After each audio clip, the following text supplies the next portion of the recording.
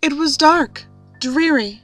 The rain clouds had moved on, but the water still dripped from the rooftops and skyscrapers. They fell and fell and fell, hypnotizing. Dangerous in the city where it's already so easy to be caught off guard. The hooded man approached me in the middle of the night as I was walking home from a business meeting that ran late. He said the words that tear at the soul, a question with infinite answers, but always a constant result. "I will grant you one wish." I laughed to myself. Crazy person or not, I knew how these stories always went. Make wish, granted in a horrifying way, wisher dies. Simple as that. I read The Monkey's Paw. I'd seen Wishmaster. I wouldn't be so carelessly stupid. I thought myself clever when I made my wish. So innocuous that any play on it would have been downright foolish. I wished for $1.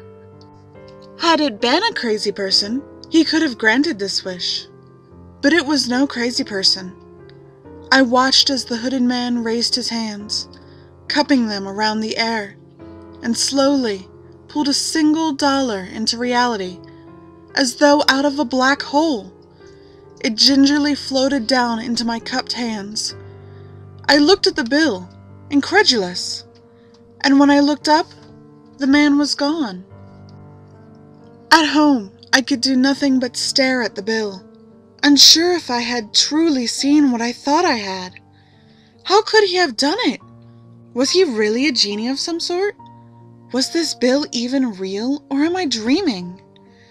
I was sure I wasn't, but these weren't the questions that bothered me the most.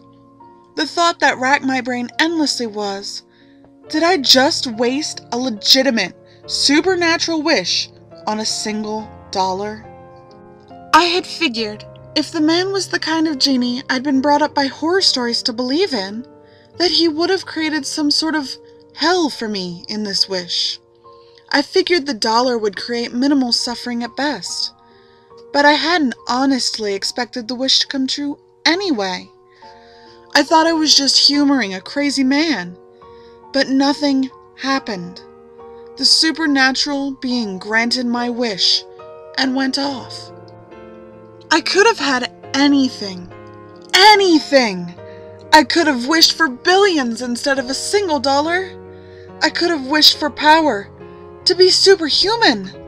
I could have wished for world fucking peace, but I had $1. $1. I didn't sleep that night. Hell, I didn't sleep for the next week. How could I?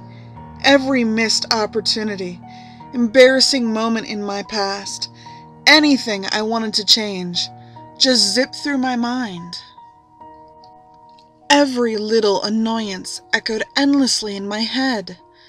The woman in the cubicle next to me, who kept smacking her gum, I could have wished her mouth shut.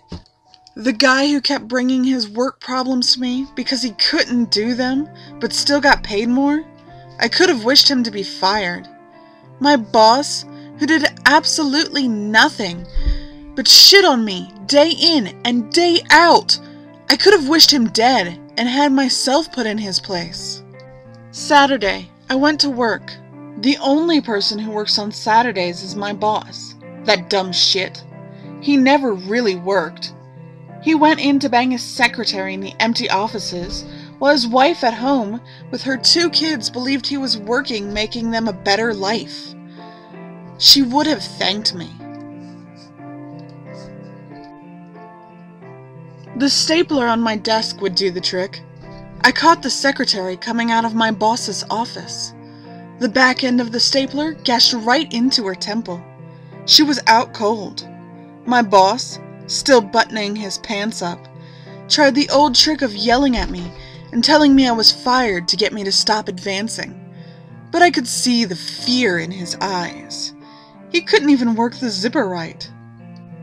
I pushed him onto the desk, grabbed the fountain pen from his desk, and stabbed him in both of his eyes. This time, not so quick as a bash to the head. As he writhed on the desk, I took my rightful seat at his desk. This is what my wish should have been. I thought. This was the happiest I'd been all week. It could have been the happiest I've ever been, as far as I could remember. Someone must have heard the screaming on one of the lower floors. We were at the top of 16 stories. Maybe it was someone else's boss screwing a secretary too who heard us. Someone who didn't have the guts to murder for a better job. Whoever it was, I knew they heard us, because I could hear the faint sound of sirens outside the building on the street below. They probably wouldn't let me keep this job after what I'd done. I went up to the roof of the building, dragging the still twitching body of my former boss. When I got to the top, I found out I was right. Cop cars littered the street. Those are what I aim for when I toss the body head first off the building. It hit one of the cars dead on. A cop car was always where I thought that guy belonged anyway.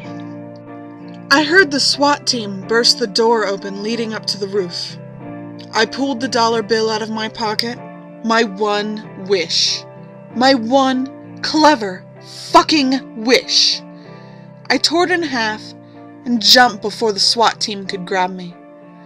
Spending life in a cell would only create more problems I couldn't wish away. As I fell towards the pavement below, I looked down. In the midst of the police, no one seemed to notice a hooded man with glowing red eyes standing directly below me, arms wide, as though he were about to catch me. My last thought before I showered the ground with my guts, my only clear thought in the entire past week, was that the devil was far more clever than I.